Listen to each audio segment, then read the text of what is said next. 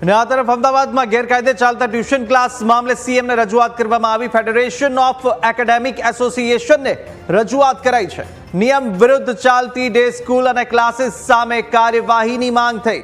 સરકારી શાળાના શિક્ષકો ખાનગી ટ્યુશન ચલાવતા હોવાની ફરિયાદ થઈ છે। ફેડરેશન દ્વારા 70 સરકારી શિક્ષકોના નામનું લિસ્ટ સોંપાયું। કેન્દ્ર અને સુપ્રીમ કોર્ટની ગાઈડલાઈન મુજબ નિયમો બનાવવાની માંગ થઈ। શાળામાં એડમિશન અપાવી ક્લાસીસમાં અભ્યાસ કરાવવાનું કૌભાંડ હતું। ચોક્કસ શિક્ષક પાસે જ ટ્યુશન રાખવા દબાણ કરાતું હોવાનો આક્ષેપ છે।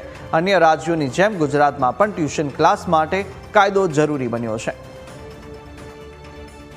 ગુજરાતની અંદર પરિસ્થિતિ એ થઈ ગઈ છે કે શાળાના શિક્ષકો જે છે એ જ શાળાના શિક્ષકો વિદ્યાર્થીઓને ઇન્ટરનલ માર્ક્સ આપવાના નામે બ્લેકમેલિંગ કરીને દબાણ કરીને ટ્યુશન માટે પ્રેરિત કરતા હોય છે અને શાળાના શિક્ષકો શાળાના સમય બાદ જે હકીકતમાં આરટીઈના નિયમ મુજબ રાઇટ ટુ એજ્યુકેશનના નિયમ મુજબ શાળાના શિક્ષકો શાળાના સમય બાદ કે શાળાના અંદર વેતનથી કે શાળાની બહાર અવેતનથી કોઈપણ પ્રકારનું ટ્યુશન ના કરી શકે, છતાં પણ ટ્યુશનો કરી રહ્યા છે।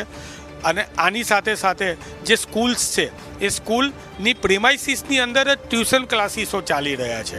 અમે માનનીય મુખ્યમંત્રીશ્રીને એક આવેદનપત્ર આપ્યું છે અને એની સાથે સમગ્ર અમદાવાદની 70થી વધારે સ્કૂલ અને ટ્યુશન કરનાર શિક્ષકોના નામો જે છે એનું પણ લિસ્ટ આપેલું છે, પરંતુ એ લિસ્ટ આપ્યા પછી પણ હજી કોઈ પણ પ્રકારની કાર્યવાહી નથી થઈ।